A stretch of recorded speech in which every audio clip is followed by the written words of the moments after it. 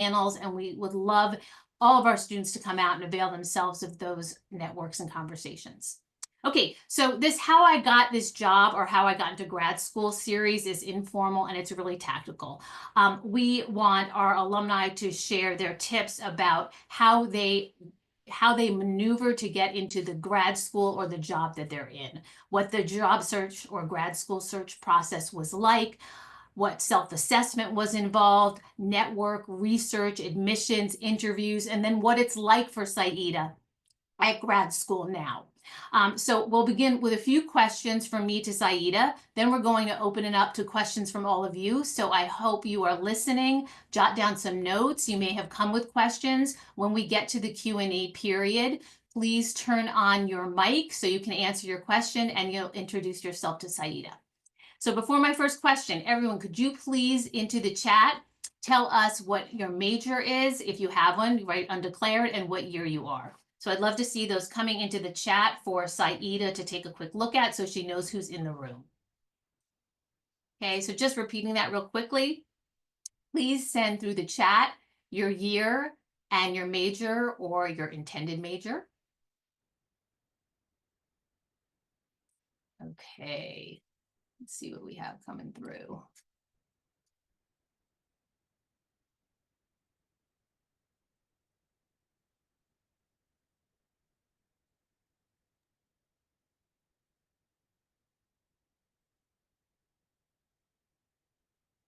Okay, we've got some second year students, a lot of second years.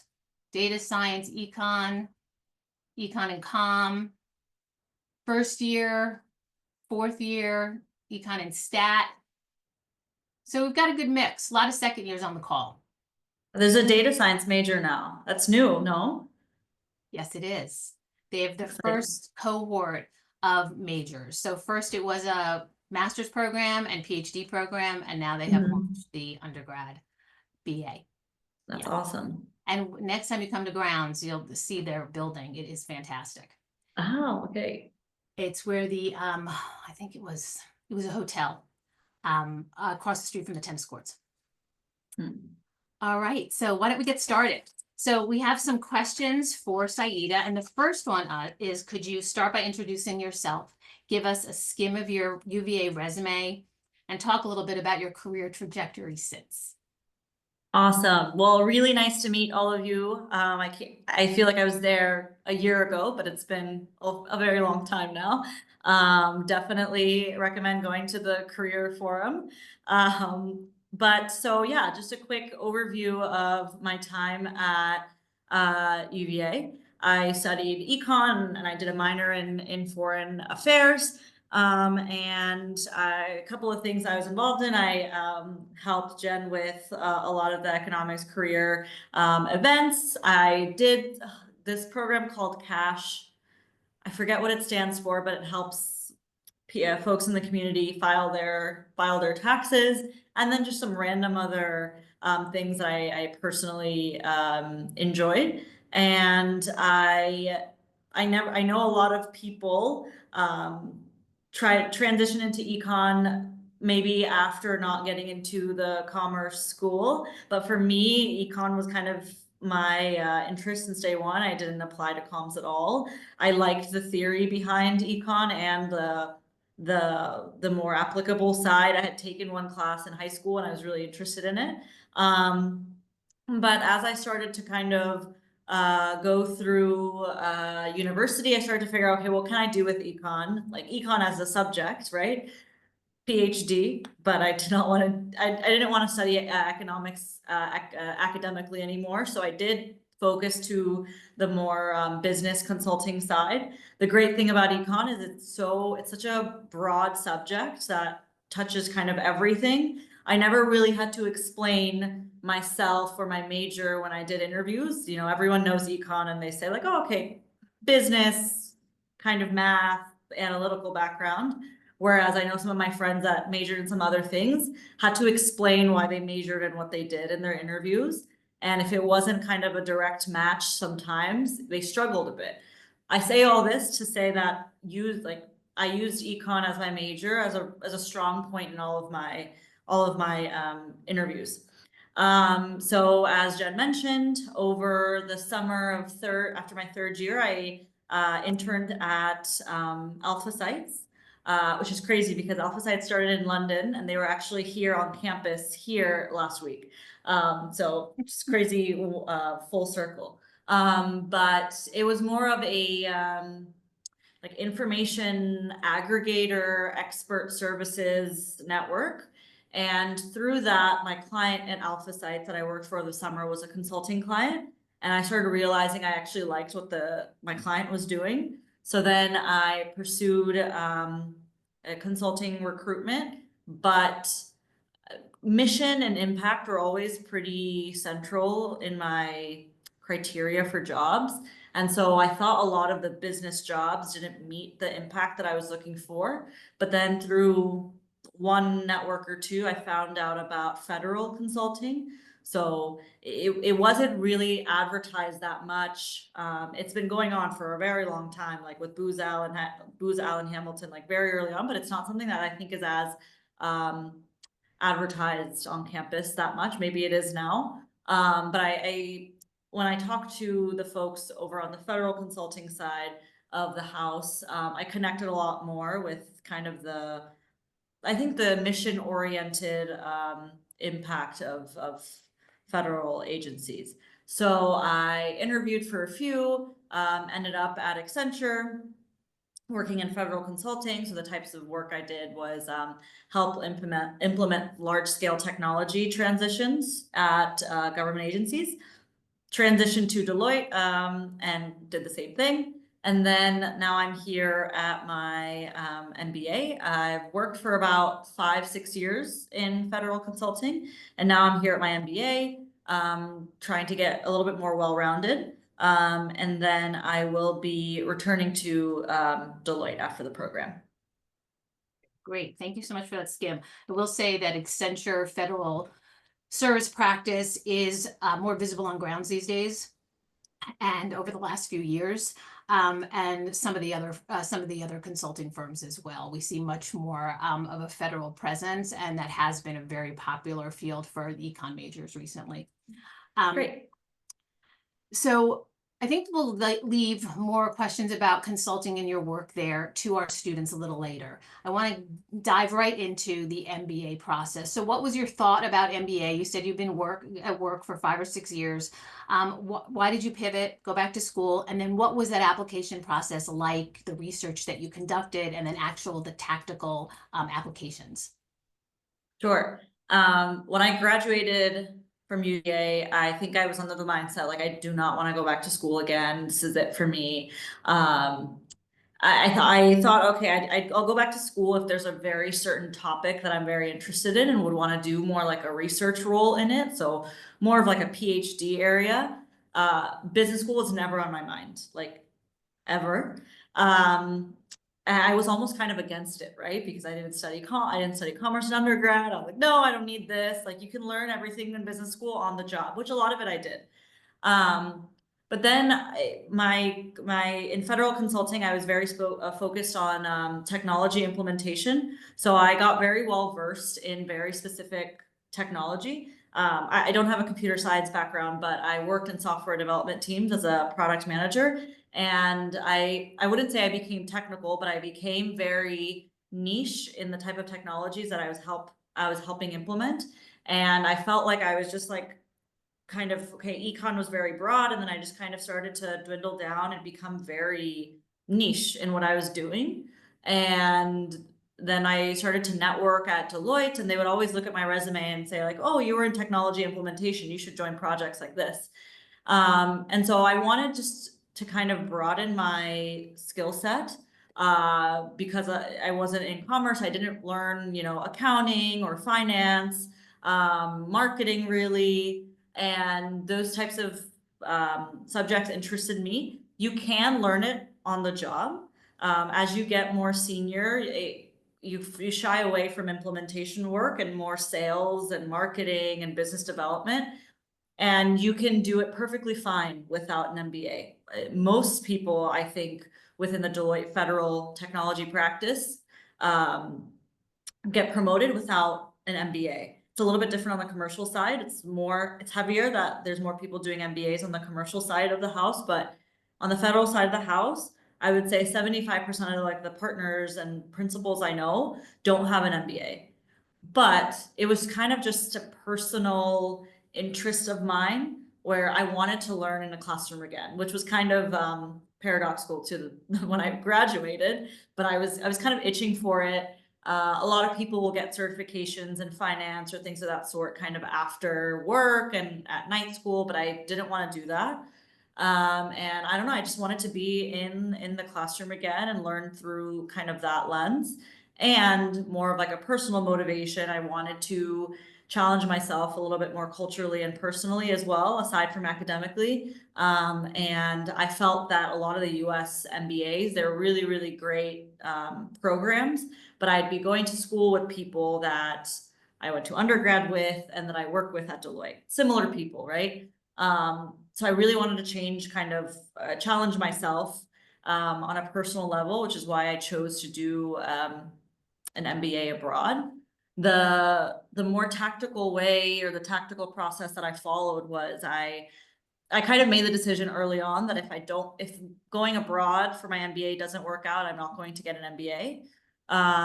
So that was kind of my first, that helps, right? Because then you narrow your scope a little bit.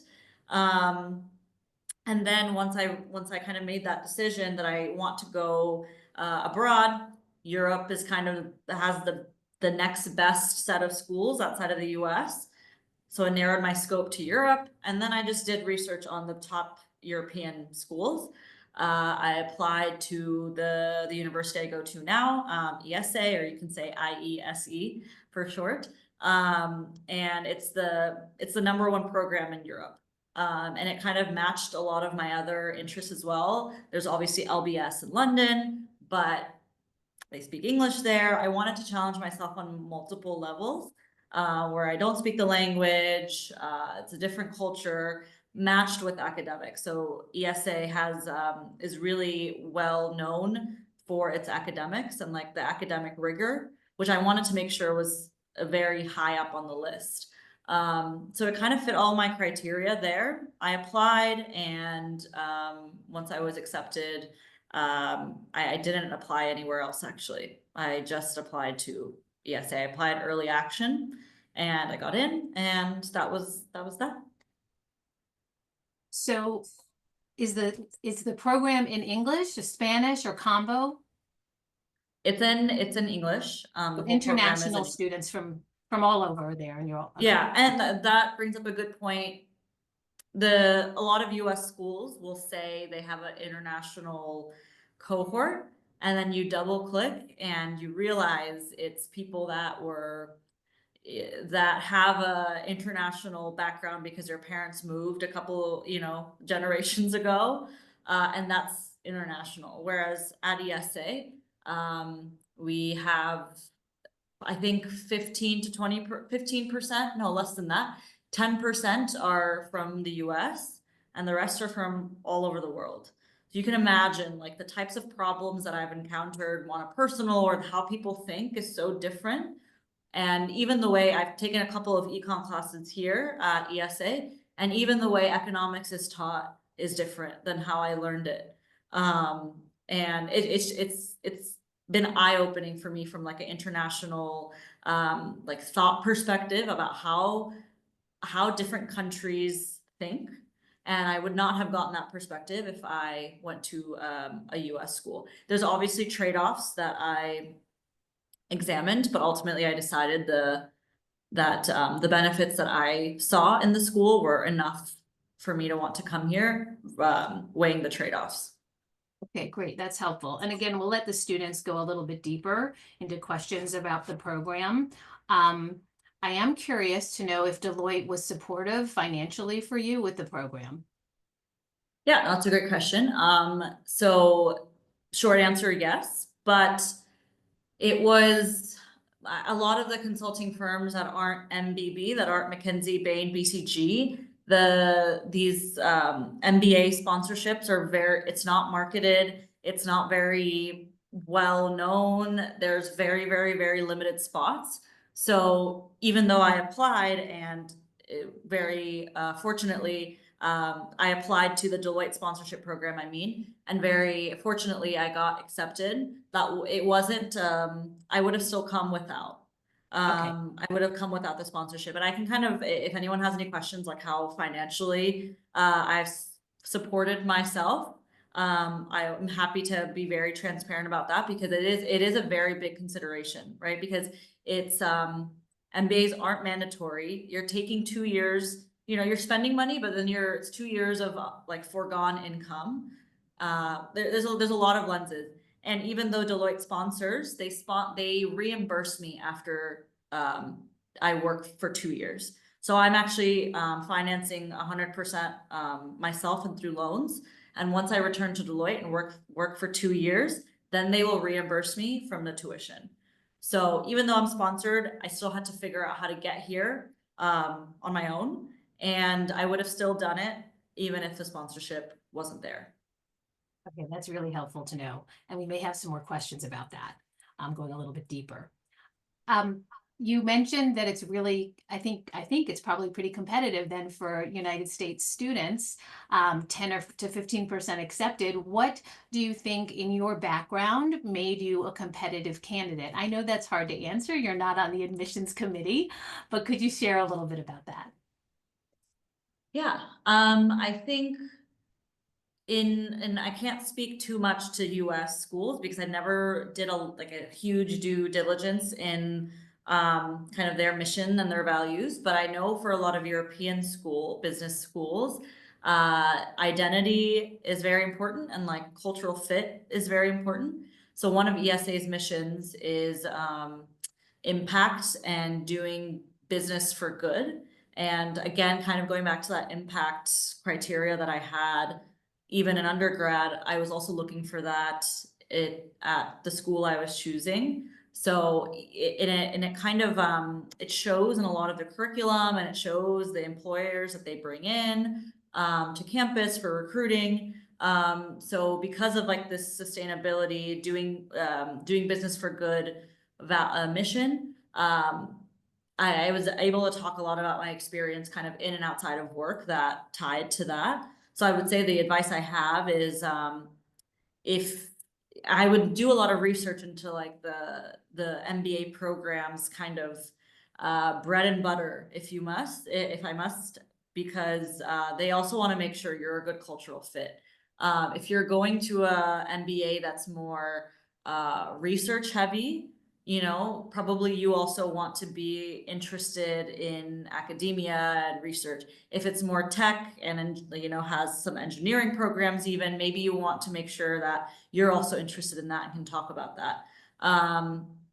And I would say that kind of definitely helped me carry through the process, because a lot of the activities that I did in work and outside of work were very related to impact and community building, and the interview was very sincere.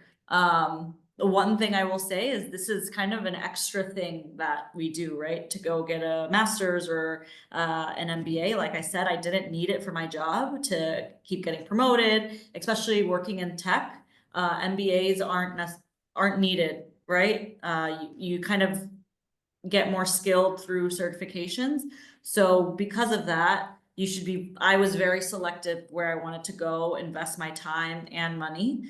And so I did a lot of research on the school to make sure I was a good cultural fit. In undergrad, it's kind of a necessity to go, for a lot of us to get a bachelor's was like not a question. So maybe you can be a little bit more like less judicious about where you're going. But with my master's, I was like, this is kind of an extra thing that I'm doing. I need to make sure that the fit is there. And I think so the process was very sincere and authentic. Okay, great. Thank you.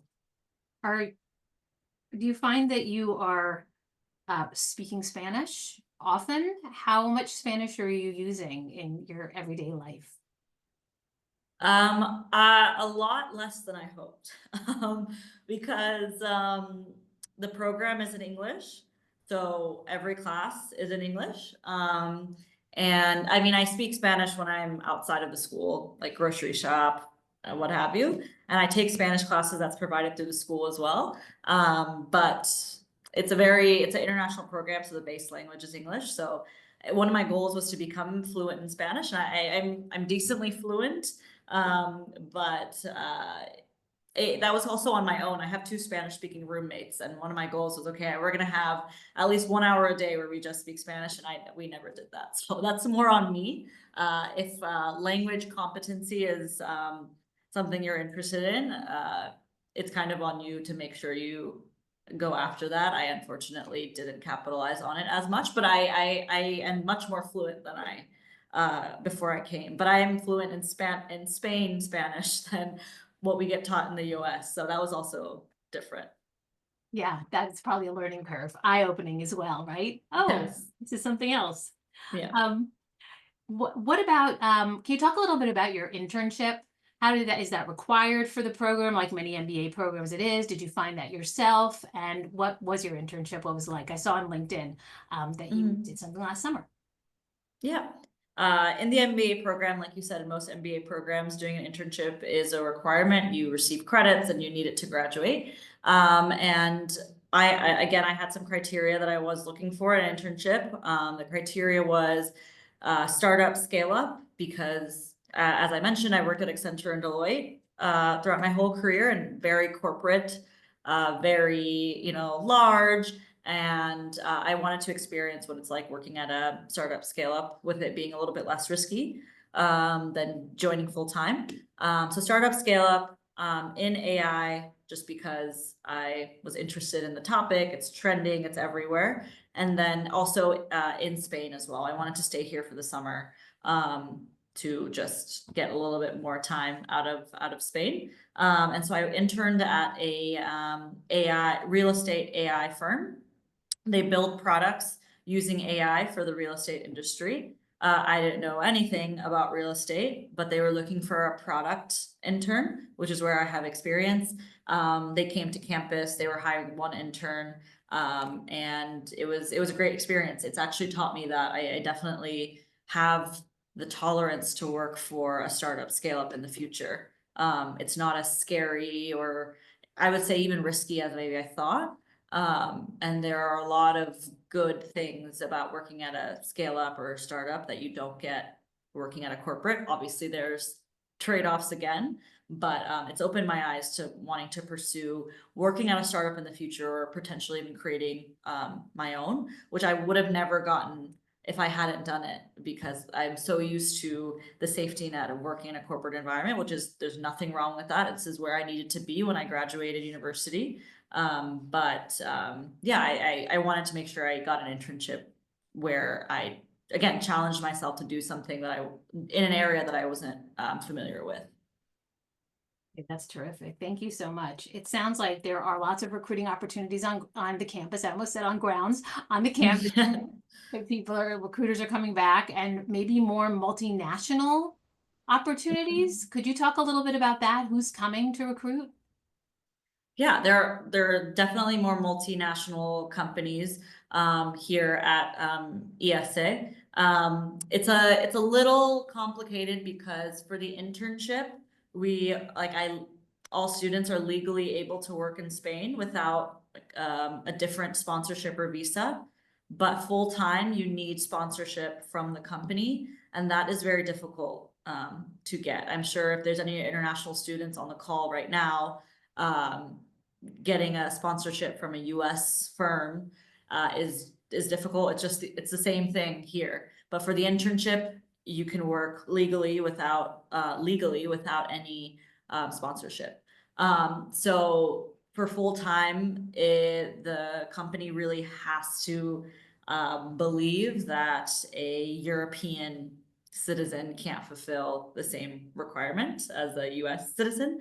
So I will just flag that. Like, if you are ever thinking about coming to a European business school, if your interests are to stay in Europe, you will have to, your search will, the filter will get a little bit smaller, just because that is an extra effort the companies have to make. From an internship perspective, no, which was my goal. I wanted an internship in Europe, was kind of easily got that, but I knew I was returning to the US, so it wasn't an issue for me. But I had that kind of long-term vision already. Now some people change their mind. They want to come back to the US and then they live in Europe for 2 years and they realize how amazing it is for multiple reasons and they make it work for sure. Like it's if it's something you want, it happens, but there's a little bit of an extra push just because of the visa legal requirement for going full time. Yeah, I remember that on my side. My first job out of UVA was with an international university, and they had to make the case legally that I was the only person who could fulfill that role. And Exactly. that is a tremendous amount of research to conduct. So Absolutely. I know exactly what you're talking about. And that was before the EU. So really at that point, it was just the Netherlands. Now, right, Okay. it's the whole EU. Yeah. Okay, well, I'm going to open it up to students now. So if you have questions, you can turn on your mic, introduce yourself to Syeda. And I'm thinking also, if you're not comfortable asking your own question, you can place your question in the chat and then Syeda will read it and respond.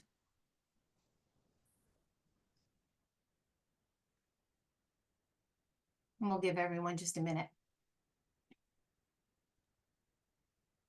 Hi, I'm Sean. I'm a third year UVA. That was really interesting to hear about like your process of kind of deciding to go to the European schools. So I'm curious if you could elaborate a little bit more about like what things you did between undergrad and your MBA program to kind of set yourself up for that. Because I know it was it sounded like it was a later decision, like not right after undergrad, but just maybe like what were you involved in? What did you do? And how'd you set yourself up?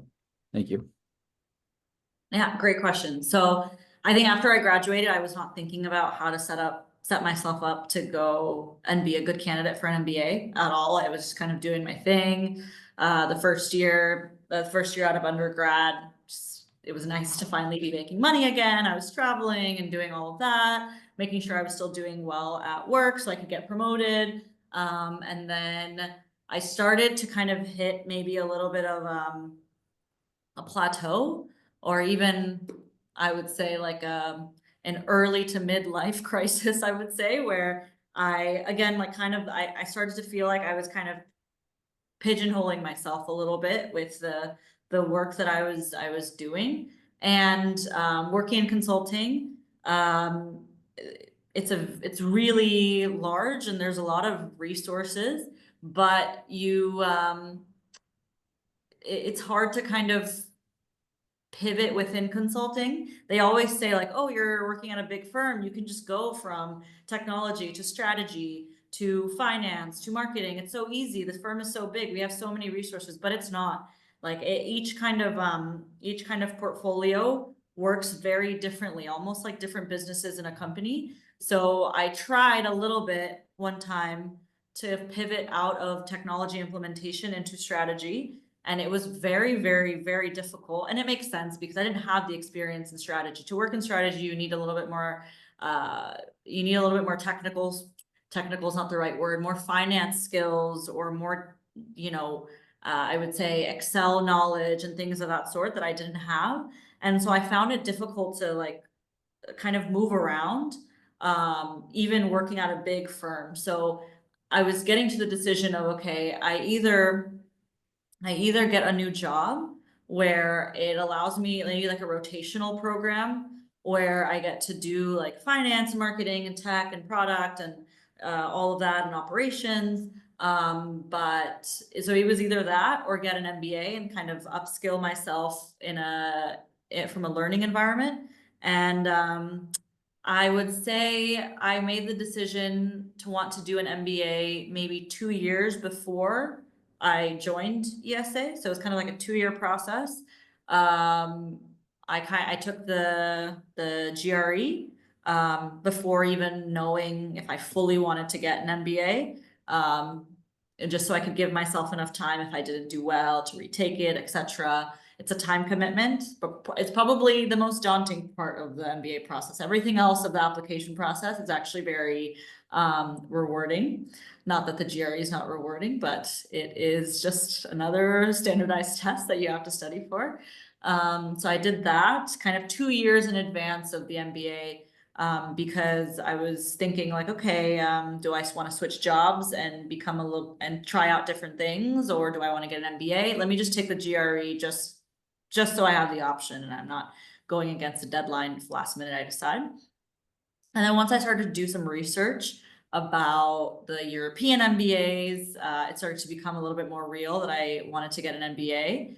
And then like I said, I did a lot of research on the individual MBA programs in Europe. And I also, what was really, really helpful is looked at the profiles of the current students that were in these MBAs. And I would see, you see like kind of a student testimonials on websites and etc. I would look them up on LinkedIn, see what kind of background they had.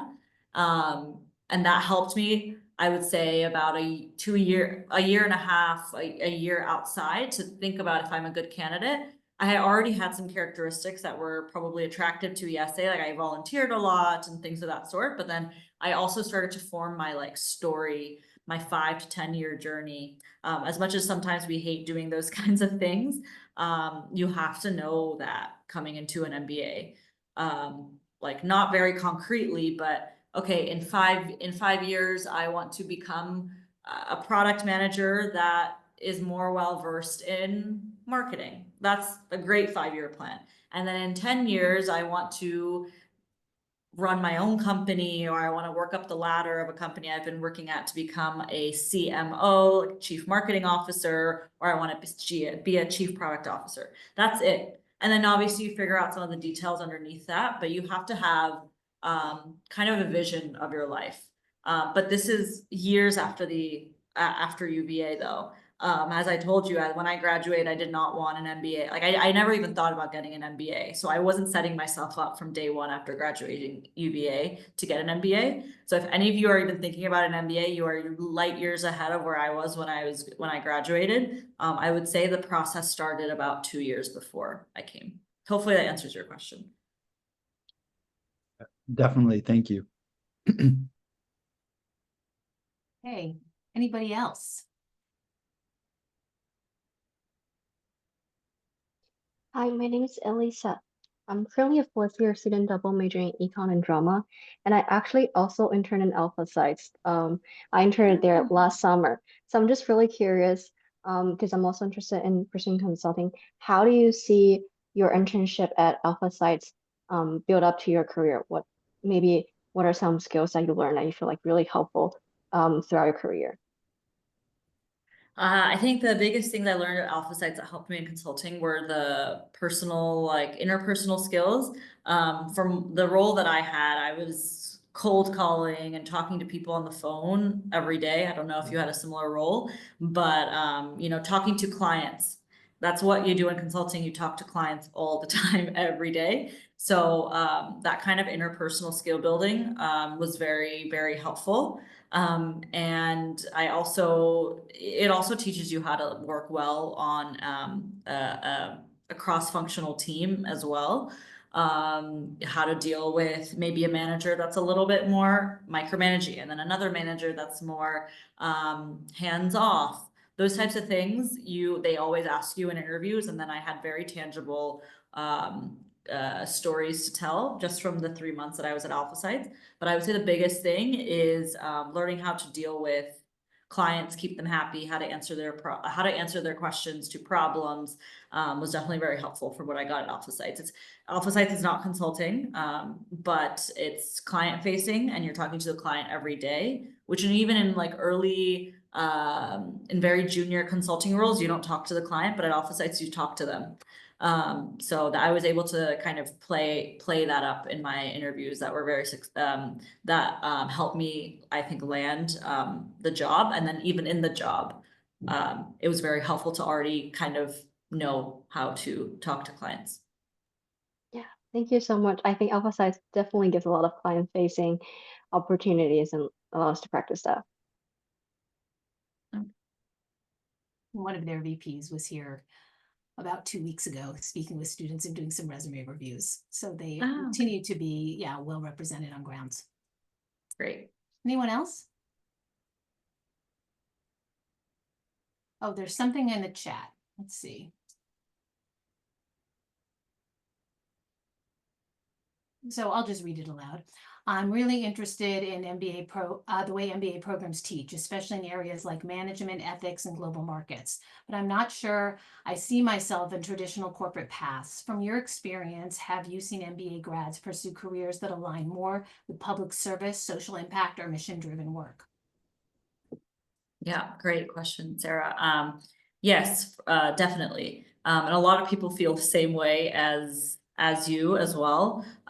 It's a picture of the MBA I had a while ago where MBAs breed finance and consulting careers only, and that is very true. It's a big part of the MBA, even here at ESA, that at IESE, where they have the social impact aspect. I would say 50–60% of career or recruitment is kind of focused on gearing people up for consulting and finance, and like more management rotation programs and industry. But because ESA is so focused on impact, there's an emphasis on more public service, social impact jobs. There's whole conferences around it. And there's many people that pursue that. I would say if you are interested in doing your MBA, then you should pick an MBA program that has a reputation of also focusing on more social enterprises and social impact industries. Because there are programs that don't focus on that. And I would say probably 100% of MBA programs on their website say that they are impact driven and, you know, they infuse that in what they do. But I think you have to do more research beyond the website and talk to people that have gone there and get the information from that, because the worst thing is to show up to a program and it's not exactly what it was advertised. So you have to do definitely your own due diligence, but there are a lot of MBA programs, especially nowadays, that focus on, you know, kind of building business leaders that are also socially conscious and, you know, environmentally minded. So I had the same exact perception that you did when I graduated UVA, but now I'm doing my MBA, and it's definitely, they're not conflicting, I would say. Thank you.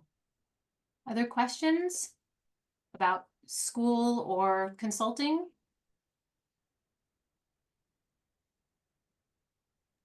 Sure.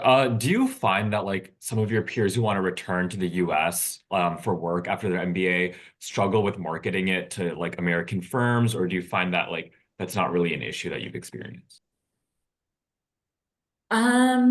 Short answer is it is more difficult than if you were to go to a US school, for sure. You know, even IESE or ESA, like even when you say it, so people are like, what is that? Oh, it's a school in Barcelona. Oh, okay. But if you look up Financial Times, it is ranked much higher than most US MBA programs globally, which is what made it stand out for me. I know myself, and I know that I don't need to rely on just name brand to market myself. So I knew that I was going to do the extra work if I weren't going to go back to Deloitte to return to a job that I wanted in the US. So you definitely have to do a little bit more to get a successful or get the job you want in the US than if you were to go to a US MBA. Like, being very transparent, that's a trade-off that I made. I don't have the name brand. Even convincing Deloitte to sponsor, like, ESA wasn't on their kind of pre-ranked list of 25 schools, which was crazy because there were schools that were very like much lower ranked than ESA globally, but they just didn't know about it. So it's a trade-off that I made. You will have to do, if you decide to do a a European or an international MBA and you want to return back to the US, recruitment will be a little bit tougher and you have to put a little bit more of your own effort to kind of market ESA. If you know, and that it's as easy as when you send a LinkedIn message to someone wanting to talk, saying, I am a student at ESA business school. Will you have a chat? In that first conversation, you kind of have to educate them a little bit about what ESA is. But I wouldn't say it's astronomically harder. You as an individual person just have to market yourself a little bit more. But I made that trade-off and knew it very early on. And it was worth it for me to get to live in Barcelona for 2 years, to get to meet all these international people, to get a global lens. All of that was worth the extra recruitment effort. But short answer is it is a little bit more difficult, but it's not impossible if you put in the work. Do you think that, well, how have you been networking along the way? It sounds like you're still using LinkedIn. You know that you're going back to Deloitte. You're still talking with people, doing other things. How are you doing that? Yeah, no, I am. I think for me, as I get older, networking gets less and less daunting in some areas because I'm genuinely just interested to figure out like what else is out there. I have built the skill sets. I have an MBA. I went to UVA. I have kind of the credentials to, sell myself when I need to. So it's made my process of networking a little bit more transactional, I will say. Whereas I know in undergrad, I was just looking for a really good job. And that was my focus on networking was just to get a job. Whereas as I have gotten older, when I network, it's only to talk to people I'm genuinely very interested in. And I don't talk to people in an industry that I'm not interested in because I need a job. You know, you've built up a little bit of financial security throughout, working for the last few years to where you can be more selective in your time and who you actually network with. So now I actually genuinely enjoy coffee chats and when I reach out to people because I've kind of done okay, I need a job as a necessity. I've been in the MBA for 2 years. I've not been working for 2 years besides the internship. So you would even with this kind of going back to school and not working for 2 years, I still don't have that same networking mindset that I had when I was an undergrad, where it was more, in all honesty, it was a little bit more transactional, I will say, right? Like I was just looking for a job. I wanted an internship, blah, blah, blah. Now I'm like, okay, I'm also starting to settle down, right? So like, I'm not gonna pursue a path where there's no work-life balance or there's no maternity leave or what have you. So the conversations are much more genuine. Especially if you want to maybe start your own business or you want to work in a startup and whatnot, like you really have to make sure it's a place that will support you and that aligns with like your values as well, which I wasn't that concerned about that much when I was 21. Now that I'm like near 30, it's a little bit, I have to make sure that the way I spend my time and networking is genuine because it really sets up like your life and your livelihood. And the financial security of having worked for the last 5 years kind of helps enable that as well. I don't need to always take the top tier job, or I need to get a job tomorrow. I have a little bit of runway to make sure I spend the time that I need. So sorry, long answer, but I definitely have been networking, but it's more just I'm having conversations with people in and around my age. I go to conferences because I genuinely just enjoy it. I don't go to conferences that bore me. Like it's much more genuine. I would say it gets a lot easier when you get older because it's just conversations at this point, and you also have experience to share now. It's a two-sided conversation a lot of the time. Well, I think it's a very optimistic outlook for our students who are on the line also thinking about, getting to that place of feeling secure in their career and financially secure as well. I will ask the last question, unless there's anyone else who had something they wanted to ask Syeda. We have just a couple of minutes left. Okay, so putting you on the spot a little bit, all of this leading to your plans for the next 5 to 10 years, how have your plans evolved? Good question. I thought that coming to the MBA, kind of taking a pause on working for 2 years was the risky thing, you know, most of my friends, when they heard I was going to do a European MBA, oh, really? Like, oh, wow, you're so bold. And I was like, yeah, I'm taking a huge risk and whatnot. And then I came here and it's been an amazing experience. It's been challenging in some ways, but it feels normal now. And now I want to take, I have a much better, more higher risk appetite, I would say. Being around people that are starting their own business, that have, you know, I have colleagues now that have started their own business, had started their own business earlier, sold it already, are very successful, and are starting their second or third venture already.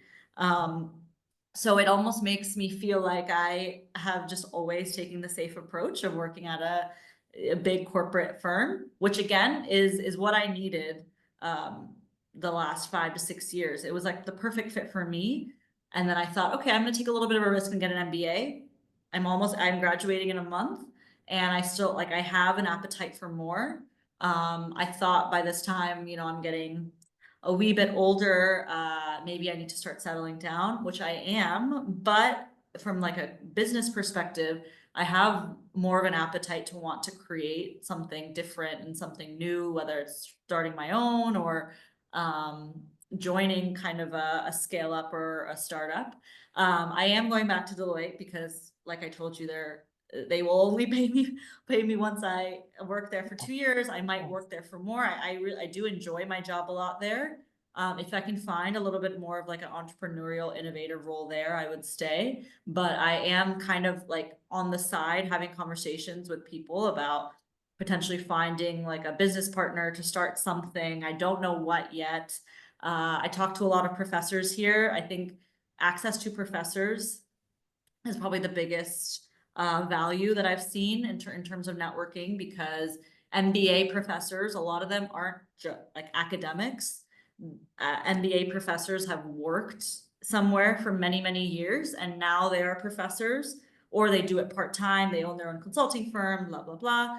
So their kind of knowledge is invaluable, and it's free while I'm here in the MBA. So I'm talking to some professors here to help me formulate my myriad of ideas that come out every single day. But I'm very thankful. If I hadn't come to the MBA, I probably would have just been stuck in a corporate job forever, because I'm very risk averse. But the MBA has made me a little bit more risk tolerant, and being around so many people that have, like I said, created their own firms, financed it in a very stable, de-riskified way. It's opened my eyes up a lot. So my 5-year plan is to continue working at Deloitte, get a financially stable kind of, again, build up towards making sure family and everything is okay. But in the meantime, in parallel, start to think about starting my own venture, or doing something a little bit more innovative or entrepreneurial in the next 10 years. It sounds like this has been a life-changing experience. I'm so glad that you took the leap and you went to IESE, and that you will be coming back here stateside at some point. Maybe we can get you to visit on grounds and Absolutely. see what you do next. We'll stay in touch. I want to thank you, Syeda, for being here. Students, can you send a little love Syeda's way in the chat? And we will follow up with all of our students on the line with Syeda's contact information and with an evaluation about today's program. Congratulations on your imminent MBA. We're so excited for you. Thanks for being here.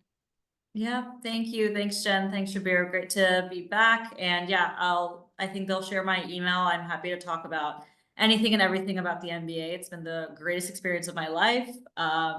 definitely take a couple of years to work, get a good job, but then if you are thinking about an MBA at all, let me know. Thank you so much. Should I stay on the line for a minute? Yes, for sure. Okay. All right. Take Thank care, you. everyone. Hope to see you at the career forum next week. Thank you, Shabir.